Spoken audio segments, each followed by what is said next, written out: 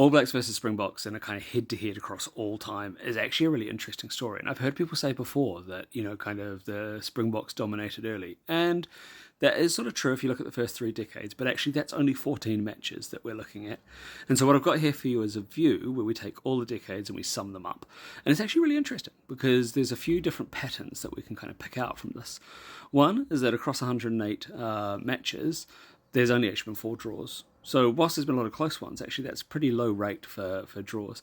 The other is that in those early years, there just simply wasn't that many matches. Travel's a lot harder, lots of different variables, but actually you can see that it's really only in the 1990s where the numbers of games between the old foes kicked up. And I guess my reflection on that is what a treat for us, right? That we live in this time where we get to see these great nations play, because previously people had to hang out for years with no matches between them. And looking at the win rate, so the perspective of this is from New Zealand. So we are seeing a win rate of 75% in the 1950s. That's New Zealand has a win rate.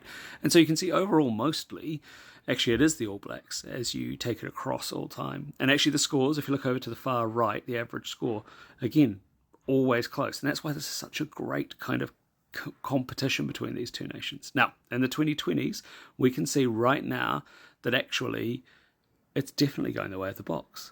And there's some catching up for New Zealand to do if they want to make that happen. Now, last year, there was 2 at home for the Springboks. Are both very close. But they were results that went the way of the Springboks. Same with the World Cup final. Very close, red card, but the Springboks got it done, right? I don't want to talk about the Qatari Airways Cup. I was at that game. That was not a great moment. So 4 in a row.